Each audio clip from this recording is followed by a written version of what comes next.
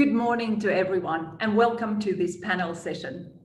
My name is Susanna Hasenöl. I'm the sustainability speaker as well as Director Asia at Yara International, looking after the digital solution portfolio for smallholder farmers in Asia.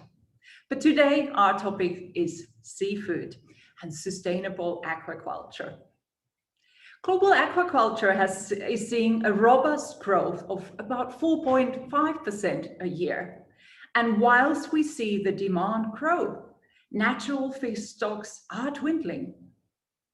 Seaspiracy has shed some light of some of the problem areas in the industry. Even perhaps the material wasn't quite representative or up to date. This topic is now in our living rooms and on our dining tables. There seems to be a consensus that the fishing system requires an overhaul. And it's also important from a nutritional perspective, for large parts of the world population rely on fishing and seafood as their main source of protein. But what are the remedies to address these shortcomings? Can technology, innovation, and regulation make a difference?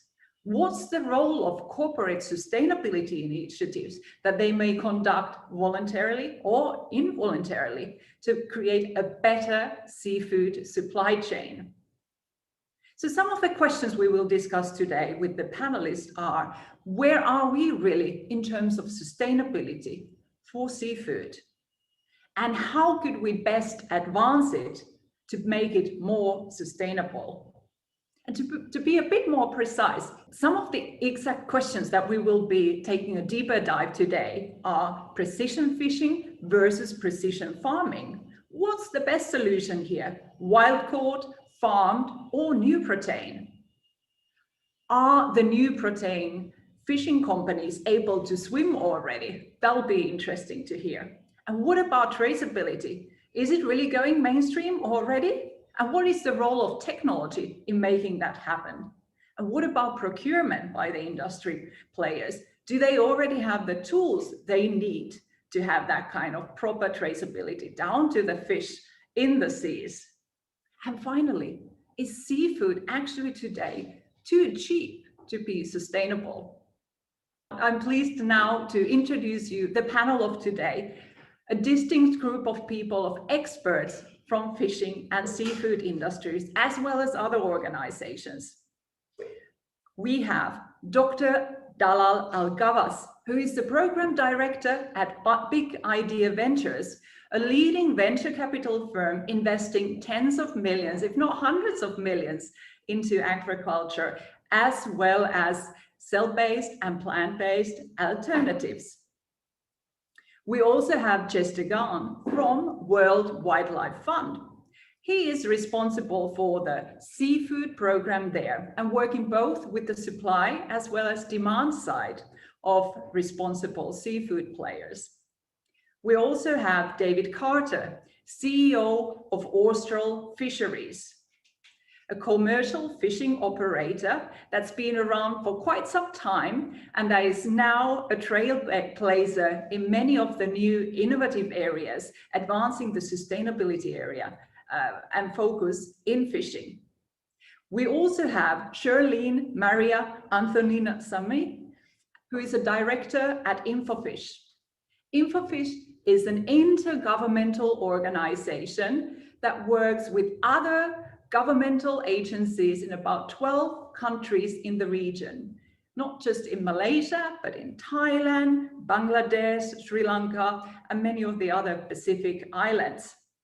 So please welcome our panelists today. I would like to start the panel session with Shirlene. Shirlene, what are the key trends that you see in the demand and supply for sustainable seafood in Asia? Right, thanks, Susanna. If you allow me, I'd like to share my slide just so that we have some. Yeah, so just to quickly sum up on the current situation, we all know that with the impact of COVID-19, it has been quite a challenging time for the global seafood sector. However, based on this table that you see, which is produced by FAO, we do see some positive outlook in terms of the fisheries production, where it's forecast to have an increase in both capture and aquaculture fisheries. And this is because of how the industry has coped with the COVID-19 pandemic, where we see many of the producers, retailers as who have actually looked into other options on how they could ensure their businesses stay afloat. Many opportunities have emerged during this period. And what I'd like to highlight here is the demand for sustainable seafood, or rather safe seafood, has actually become even stronger during this period, simply because of the need of the situation. Many people or consumers are looking for whether they have access to safe seafood. The way we are looking, or the way we are selecting our food these days has changed. We are buying more online. We are also making sure that the food or seafood that we are purchasing is safe. Hence, this has actually increased the demand for certified, safe, chemical-free seafood products. I would say the concept of sustainable seafood is pretty much new, relatively new in Asia, but it is increasing, as I said. And the situation with COVID has actually strengthened this, this demand. And many companies are also turning into or making sure that they are using traceability to address the sustainability factors. Thank you very much, Sherilyn, for sharing that with us. If we are to focus on some of these issues a little bit deeper, what do you really see as the biggest issues that need to be most urgently solved in the Asia region? I think, in my opinion, I think the access to safe seafood and the awareness needs to increase. We do have consumers. There are consumers who are aware, but then it's not widely sort of publicized, as in to have how can I get access to safer seafood? How can I ensure my seafood is certified from this source? Why is certification important? Why is it important to ensure that my seafood is properly packed or properly transported? The importance of cold chain. This still needs to some of the areas that needs to be addressed. And what would you say is the state of cold chain in Asia now? I think we have. I mean, there has been significant increase. Many companies. There's so many big businesses who are doing very well. Even small, medium scales businesses have applied this to ensure that the cold chain is being met. But what I'm saying is this, in order to ensure the whole industry is moving towards having safer seafood, this also needs to cover those who are from the small scale industries. Mm-hmm. And in terms of safety, what are really the critical elements here, apart from maintaining cold chain all the way to the consumer? Well, I think maintaining the cold chain is, I think, the most important. And that actually, also boils down to the fact that whether some of these small scale fisheries have access to financial support to ensure that this is being maintained as well. So yeah, I still feel that the cold chain is the most important thing in order to ensure that you have safe seafood. And what are some of the leading solutions that you see in this space, especially when it comes down to supporting the smaller fishers and fisheries in the region? I think there are, at this point, I think there are a number of companies, big companies in Asia, or the bigger ones, I would say, who are working together with the governments to also help the small scale fishers in terms of allowing them to have access to this technology or the the proper equipment in order to have access to or maintain this cold chain. So this is something that is being done. Many companies are already applying, as I said, traceability as a means to ensure or address the sustainability matters. Even in the Pacific, you already have companies who are trying or testing this traceability system already. So these are some of the advances that is taking place here in this region. Great, thank you very much for sharing that. We will be talking about the traceability aspect in more detail with some of the other speakers as well. But before we move on with our agenda, I still wanted to ask you a little bit more about the financial solutions to create those cold chain solutions. Would you be able to pinpoint some initiatives or programs that actually provide the financial means for the smallholder or smaller fisheries in particular that may not be having those solutions disposable yet? Well, I know that are a number of projects that are being carried out by FAO and also other regional organizations like CIFDEC and NACA to help the smaller scale industry. So in terms of specific financial support, I'm not able to point it right now, but I can tell you that the regional organizations are, including InfoFish, are providing this assistance to help them to gain this access to ensure that they have sustainable or rather adhere to sustainable guidelines. Right, and if you were to guess, what's the percentage of the fisheries now having access or being in a position to have the cold chain down to the consumer? What would be that number roughly in Asia currently? Well, I'm not very sure whether I'm, I'm in a position to make that guess, but in my opinion and in my experience, I would say at least 75% we have, yeah. Well, that's very good already. But obviously, we want to close the loop to provide safer food for everyone, right? But Chester, what's your view on these big sustainability issues in? Thanks, Susanna. Yes, indeed, for WWF, industry procurement is one of the key drivers we face in terms of transitioning the seafood industry to sustainability. And there's really two reasons why we identify this as a priority area. So I think you've touched on this in your introduction. Continued consumption of unsustainable seafood could leave not just Singapore facing major food security challenges, but it's also extremely detrimental to the seafood industry because it leads to supply challenges such as supply instability and unfortunately also price volatility. So I think it's really important just to underline that this is not confined to just Singapore, but all countries that are dependent on seafood as a major source, which is unfortunately a majority of the countries in Southeast Asia. So while WWF understands that a multi-stakeholder approach is needed, businesses play a key role because they actually have a disproportionate impact on the supply chain due to their higher volume of procurement and their long-standing relationships with suppliers. When it comes to sustainability within the hospitality industry, there are quite a variety of tools available so that they can start their sustainable seafood journey on.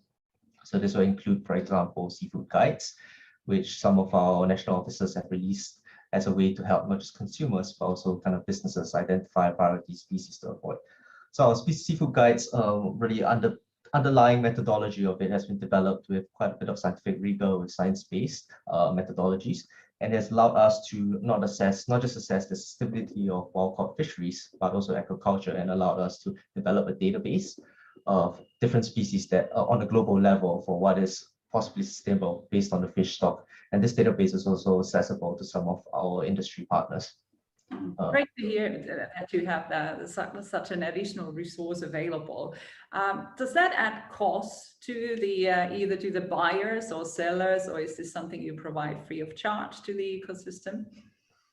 As for our transformational partnerships, mostly they don't really provide cost, but because the database does require some sort of upkeep, some sort of maintenance.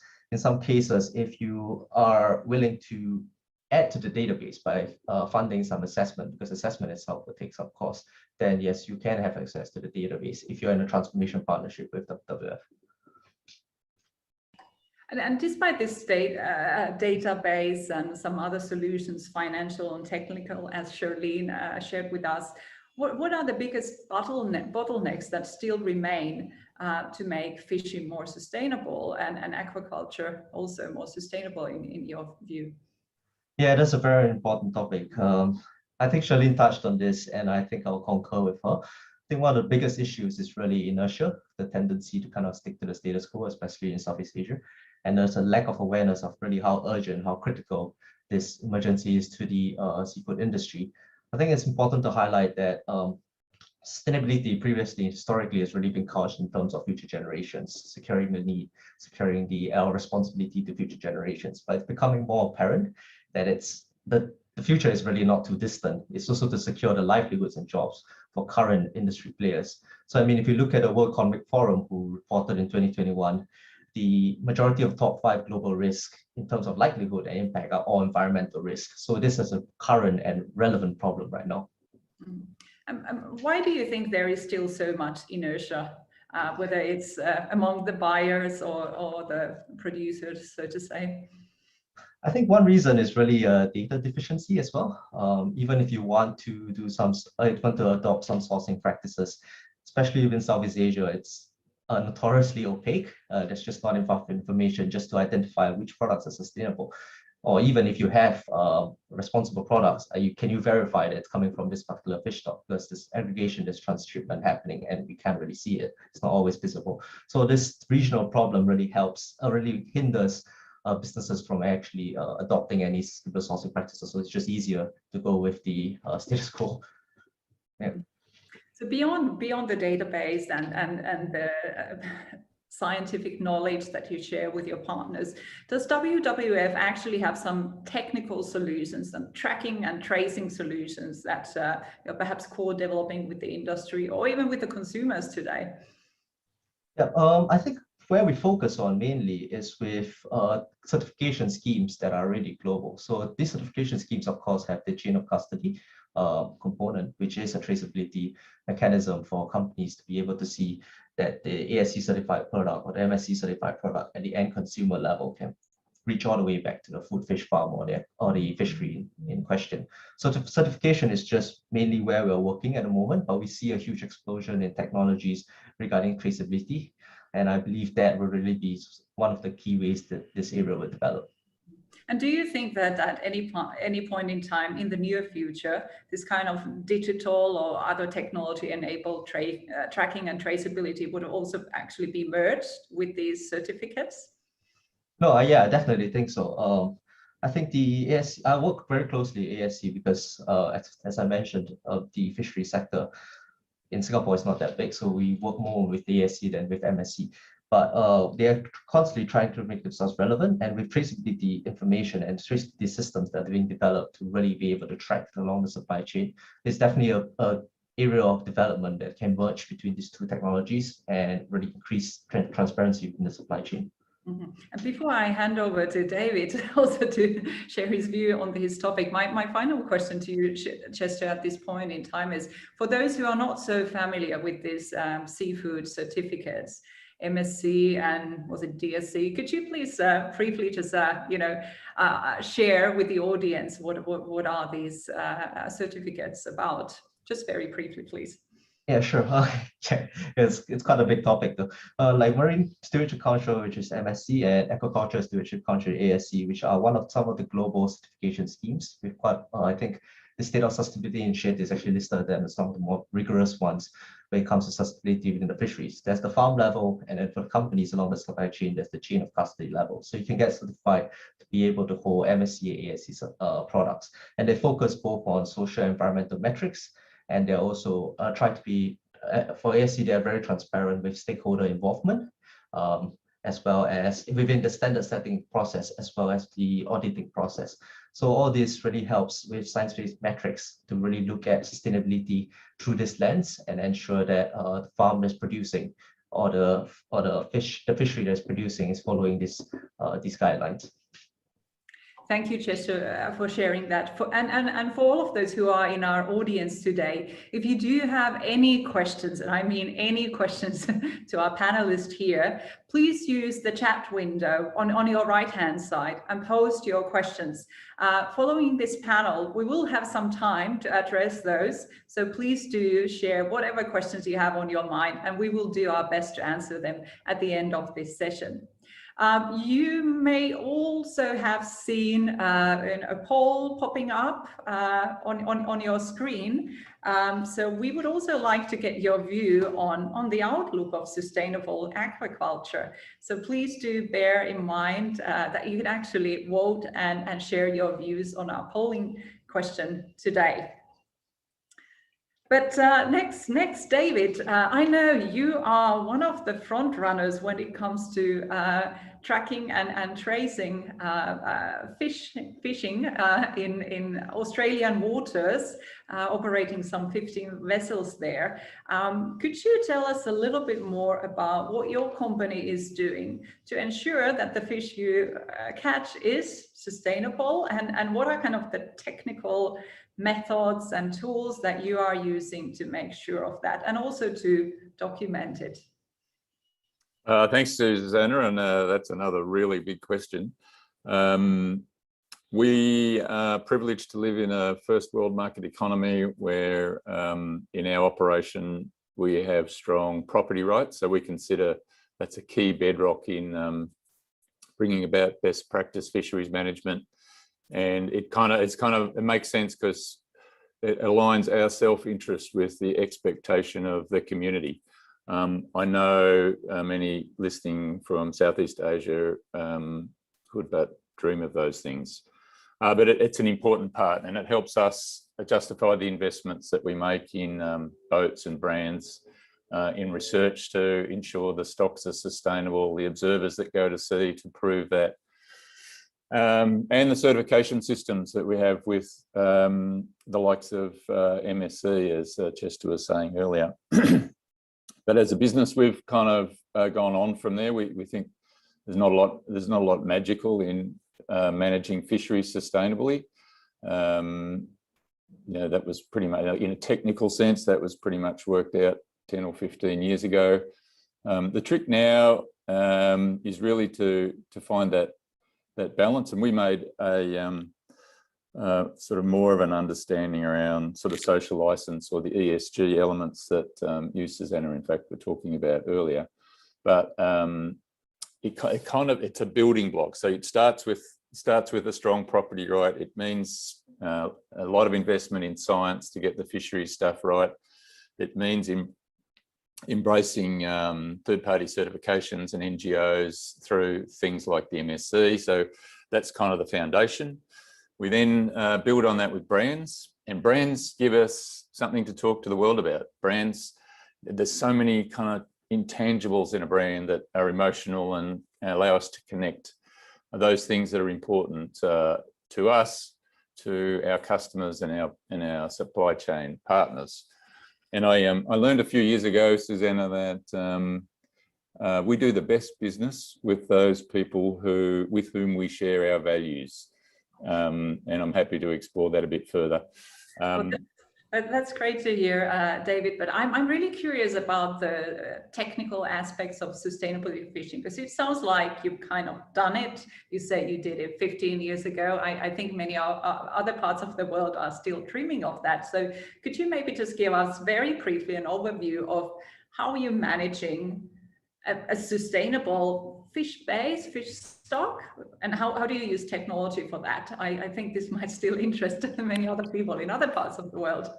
Yeah, so the technology, I won't dig into the fishery stuff, but I will come back onto the traceability piece. So you look at all the bits that go into running our business, be it science-based catch limits, be it commercially efficient operations, having good people, having good brands. We then jumped in, and very early days now, 5 years in, we've offset all of our emissions. So we burn about 9 million litres of diesel a year, and that means we go out and plant 200 and something thousand trees a year to fix that. So that's important to us. But in building these brands, it is back to this trust piece, and we've jumped in to a platform with OpenSC, which is Open Supply Chain. It's a collaboration initially with WWF and Boston Consulting Group Digital Ventures. It allows customers and supply chain partners really to check in on the fish that they're buying, and they can learn anything they like about where it's from, what's the science around sustainability, the name of the firstborn son of the skipper. Well, maybe not that one. Can you tell us, sorry, just a little bit more about this OpenSC system? I mean, how can one imagine that happening? I mean, I suppose fish aren't swimming yet with some kind of IoT devices. There's still free animals out there in the ocean. So at what point in time to actually inject technology into the fishing supply chain, and how? At point of landing on a fishing boat in the Southern Ocean, these fish have an RFID tag applied that's scanned on and registered, and I have a dashboard I can show in real time how that fish is working through the system, when it's unloaded, where it goes to be further processed for filleting. At that point it gets a QR code on it, and that describes its whole journey. And then around that, there's all the other fluff about carbon neutral and MSC certified, and we have a few other things as well. So presently, like if you think about SKUs, units of fish, pieces of fish that consumers would buy, like in a year, how many such products do you actually tag with RFID or with a QR code with full traceability, I presume, to these origins? So all of our Southern Ocean fish, so that's 3 boats, about 2,000 tons of Patagonian toothfish. We're about 1/3 of the way through our prawn fleet. So we've got 11 boats that catch prawns. So that'll be on a not a per prawn basis, you'll be pleased to know. But it's the per unit could be 3 kilos or 5 kilos kind of resolution, and then that has applications through into supermarket and improved retail storytelling. And how can the consumers actually then, retain or retrieve this information about the origins of the fish and about the journey it has had from the seas to the table? So at this stage, it's a QR code, and there's as much information as you need to know about, like, everything where that's come from. So I think this is sort of Seaspiracy antidote to some extent. So and if transparency builds trust, then sort of like vigorous transparency builds trust quicker. But trust then translates into loyalty, and loyalty, I think, into premium. And if you can do that in a way, as I said earlier, where all our values are aligned, then it's very easy to make, if you like, these sustainability, ESG kind of targets, rather than detract or become a cost to the business. They actually amplify shareholder value. So it is this notion of business as being relevant to environment and communities, not being a zero-sum game, but still supporting the overall enterprise. Right. And I suppose you also have some produce that is not yet traced or doesn't have these RFIDs or QR codes, right? So do you see a marked difference on the consumer side between these two product categories? And are there also any differences between, like, individual consumers or families versus like business customers, like hotels and restaurants? Are they making use of the traceability offering in a different way? That's a well-informed question. Not to the extent I would like. So if you like, our leadership here is based on faith to a large extent. I absolutely believe that it's the right thing. You know, we do see value and premium in our brands, but the brands are more than just one element. They're more than just, well, there's a carbon neutral product. They're more than that MSC logo. They're more than what the OpenSC transparency can deliver. So I am quite confident that we enjoy premiums in our branded products. How you unpack that and to which one of our initiatives you attribute that premium, we don't have any data on that. Okay, that would be certainly interesting to see at some point. But let's move on with our questions. And I would like to ask Dr. Dalla a few questions. You're obviously taking a completely different approach to seafood and fishing, or seafood and fish-like nutrition, right? With plant-based and cell-based alternatives.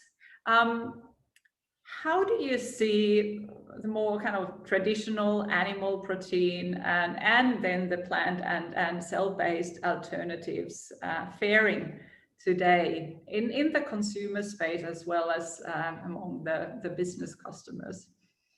Yeah, absolutely. So yeah, we're putting everything on top of its head, right? So we want to really find, let's say, different solutions to sort of the growing demands of, of meat, seafood, dairy, all types of animal product. And, the plant-based sort of space is really what, set everything, well, let's say what changed everything. So, currently the retail market for plant-based is at $7 billion US dollars. And, big advancements in the industry, such as the Beyond Meat and Impossible Burgers, the Beyond IPO, just showing how, lucrative this type of business can be. And of course, like the growing sort of awareness, the conscious consumers that are now demanding, let's say, alternatives to animal agriculture. So, this has really been the catalyst for this sector, sort of that growing awareness, of course, fueled by a lot of sensational documentaries such as Seaspiracy and many others. But, at the end of the day, we do have a lot of challenges with regards to sustainability. There are going to be, of course, 11 billion people on this planet. And, and also like, when we look at Asia, as well as Asia Pacific more generally, the sort of the growing middle class is really going to be, demanding, better quality protein, better quality food choices. And to meet that demand, we really need to diversify where food is coming from. It's also, yeah. So if today the market size for alternative protein is about 7 billion, how much of that is actually alternative seafood or fish? Absolutely, yeah. So it's still a minority share of that market size, but I would say that it's steadily growing. So it's growing by 28%, and it's going to be worth 1.3 billion by 2031. So it has, let's say, been sort of the last priority, especially because of items such as let's say sustainability like factors, so everything from greenhouse gas emission, water use, as well as the feed to food ratio has really made sort of let's say mammals and poultry more on the radar for people tackling sustainability. But another thing as well is the technology. So let's say plants, so we have the plant-based and the cell-based spaces. And for plant-based, we're using, let's say protein isolates and protein extracts that we then sort of apply technologies like extrusion to, change the texture and make it more fibrous. So that fibrous, let's say, approach has been, let's say, optimized for mammalian, let's say, products. And now seafood is the new frontier. So it's kind of the up and coming, let's say, sector. But we're very glad to see that there are some really good examples from the ecosystem.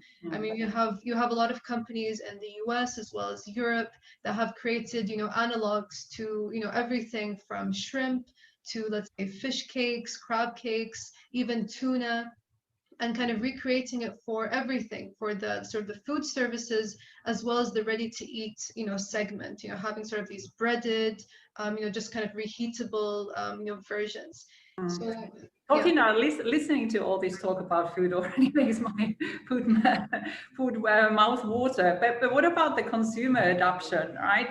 I mean, aren't there still a lot of people who say, oh, I want the real thing, you know, it's not the same. Maybe they have some concerns about, you know, genetically modified proteins, perhaps, and versus the other group of people who are saying, you know, we're really concerned with the future of the planet and we want to do everything in our powers to have a smaller personal carbon footprint as well. So how do you see these kind of two forces playing presently in Asia?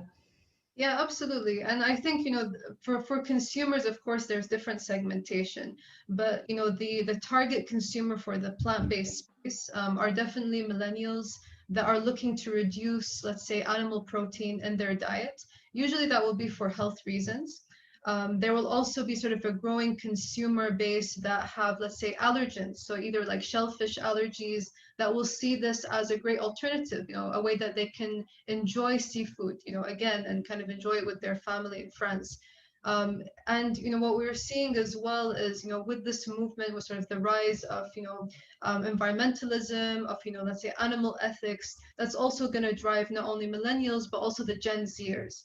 Which are more, let's say, aware of some of these, you know, challenges and some of the pain points within the, let's say, the animal agriculture sector. Mm-hmm. So, thank you for sharing that. Yeah. I'm just really wondering, like David and Charlene, you work more with the traditional fishing and aquaculture side of things, perhaps Chester as well.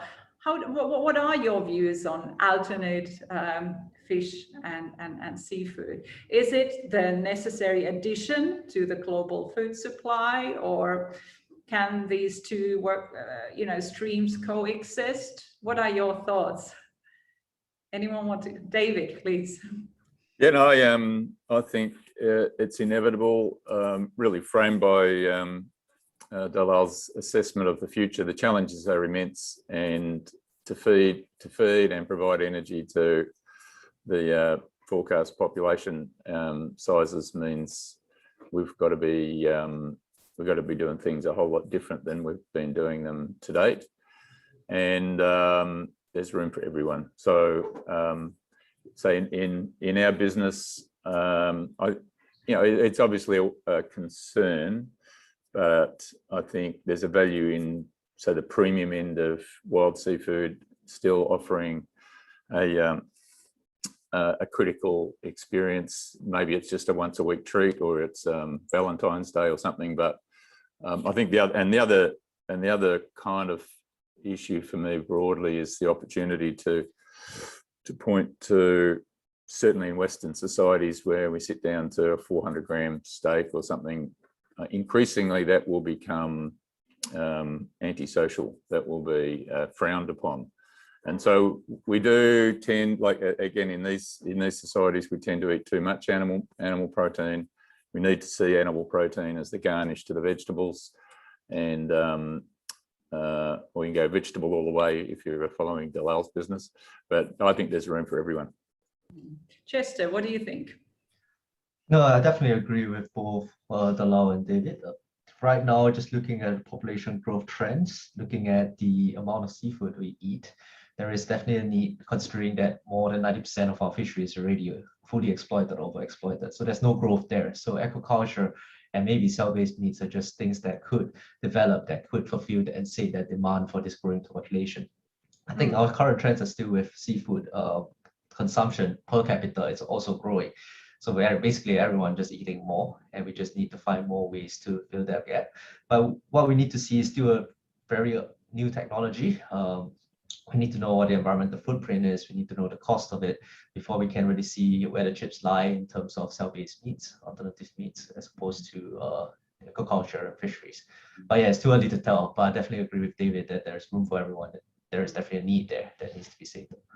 We haven't discussed a lot about farmed fish or farmed seafood yet, but how do you actually contrast that to these other alternatives? So wild caught fish and seafood versus plant-based and cell-based seafood and fish.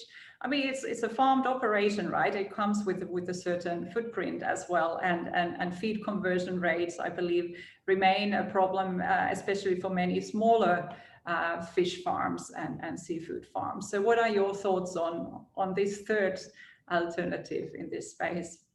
Anyone would like to go? I mean, I can't tell what the environmental footprint for these third alternatives are at the moment. Aquaculture still has quite a bit of area to grow, and with certification schemes, there are ways to really just kind of dumb down that feed conversion ratio that you mentioned to make it as efficient as possible for feed. So I think they're just not incompatible with each other. They're compatible with each other, basically. They can develop together, and as we see how the alternative meats come out in terms of environmental footprint, then that may be something that, like what the Lao says in terms of Gen Z looking at environmental footprint, looking at health, they may actually deviate to demand more of that sort of source of protein. Yeah. Charlene, would you like to share any views? Yes, thanks, Susanna. Yeah, I agree with what was discussed by Dr. Dalal, David, and Chester. And I'd just like to add that I feel that it's going to be an opportunity. I see it as an opportunity for the seafood industry. And I think many companies, seafood companies, are also looking at it as an opportunity. As you see, some seafood companies are also offering plant-based protein as in their adding on it to their range of already seafood products available. So in terms of, as mentioned by Dr. Dalal, there are, well, consumers are becoming more and more health conscious. And although there's availability of farmed products, you also have consumers who are wary about taking farm products. So you're going to have a wide range of consumers who want to ensure that I get the safest seafood, alternative to seafood that, I can have that taste, but, I don't want it from, from a farm, from a source which I'm not comfortable with. So I think this is some of the things that, which I don't think is going to be a threat to the seafood industry. And I think it can be something that can be worked together between, the producers of the plant-based protein and the seafood industry. Thank you for sharing that. And now we will have just a little more time for this panel. But again, I encourage everyone to please keep sending in those questions. We really appreciate your interactivity, and we will be so happy to answer those in the Q&A session in a moment. But just before we wrap up this panel here, I would really like to draw attention to what might possibly move the needle here. I mean, we've talked a lot about transparency and technology and regulation to solve these massive challenges that exist. But what would you see as the best mechanisms to actually reward that kind of good behavior, good practice to catch or to produce seafood, fish, or the like products? Should we somehow magically try to increase the prices, keep the prices high so that these activities can be adequately funded? Are there some other mechanisms that you see that would give the right kind of rewards or also financial incentives to all the actors in the supply chain? Maybe I can start. I think there is already a business case for businesses to transition towards sustainable sourcing. I think there was a recent study done by WWF and Accenture that really looked at the consumer market, and we see that they're becoming more aware of the importance of sustainability. They're trying to make sustainable choices. I think within the study, they found 75% of consumers want to behave more sustainably. They just lack the options to do so, while 50% say they just don't have enough variety for sustainable options. So when it comes to the business case, there is a consumer market that's primed to move to the sustainability. So incorporating that within your business model is really a core aspect moving forward, not just within the local consumer market. Even if we look at the international markets, export markets, sustainability is just becoming more and more core portion of the business model. And when it comes to your, sorry, go ahead, Susanna. What about those people who, you know, to whom seafood or fish is not a luxury or premium, but who really rely on this kind of food for their proteins, that they, you know, to whom fish or seafood is the main source of protein? Do you also see some mechanisms to still reward the fisheries, the fishers, the farms, so that also in this segment, the sustainability practices will become more interesting? Yeah, WWF is working with fisheries and aquaculture farms on what we call aquaculture improvement projects or fishery improvement projects. And this is really a win-win scenario for all, because this is where businesses can invest in conservation to stop biodiversity loss, to help regenerate or restore critical ecosystems. And within this improvement projects, where we step in is we give extension service, technical expertise to help them align to global certification standards. It's a win-win scenario for all, because businesses who are investing in it can ultimately source from these farms, from these fisheries, and they know where it's being produced, how it's being produced, and can verify the source. And for the farms itself, these people are also, like you said, they're dependent on fish, so that there's monetary investment coming in to really improve the social aspects, the environmental aspects of their practices. So it wins for both of them, and for NGOs like us, it also increases the supply of responsible seafood. So these are some ways we incentivize fisheries and aquaculture farms that are improving their responsible practices, and then we kind of market them to a demand side of businesses who are looking for such products. Thank you, Chester. What about you, Charlene? Any thoughts on this? Thanks, Susanna. Yeah, I think which was highlighted by Chester just now about these FIPs. I think this has really been something that has been helping the industries or small-scale businesses, farms, to move towards a direction which they would not be able to do it if they were doing it on their own. And I think it's not about giving them incentives or rewarding them. I think it's important to make them understand how much premium they get for their product if they move towards sustainable.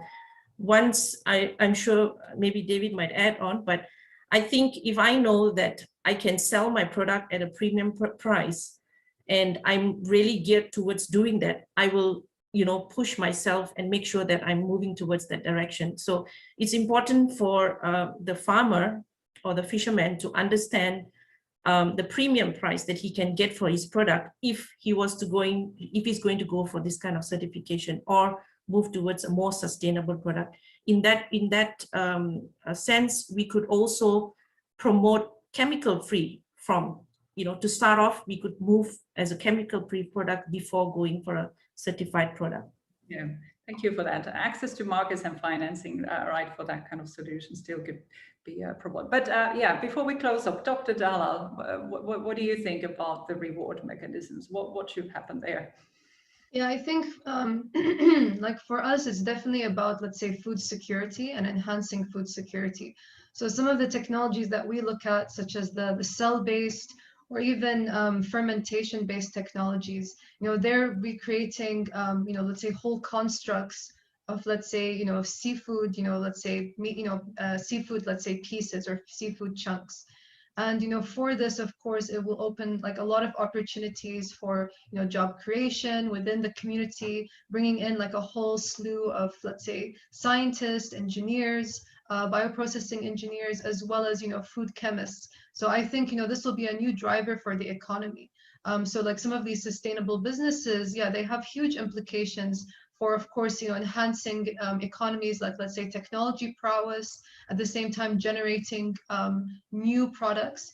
For instance, some way that there will be complementary, let's say, synergies between traditional seafood sectors and the more innovative, let's say, novel ones, is definitely cell lines. So like for a lot of the cell-based technologies, they need to have seafood cell lines, everything from crustaceans to, let's say, live seafood, and that will be something that will be, let's say, let's say sampled or taken from on a regular basis, ensuring, quality, safety, and quality, quality assurance, quality control, and safety. So I think, yeah, so quite a lot of growth opportunities that should be rewarded by the markets, if I may summarize. That be correct? Absolutely, yes. Thank you. And David, any final words from you about rewarding the right kind of practices? Rewarding, I think we do that anyway through brands. The challenge is still around properly pricing all the inputs to food, and I think there's still some work to be done on fully valuing what makes food possible. So we make choices, sometimes ideological choices between wild or aquaculture, but ultimately the current food system socialises many of the costs. So the environmental cost of burning diesel to send boats to sea, or the environmental cost of running a reduction fishery to create food for aquaculture species, or the chemicals that we use to facilitate production.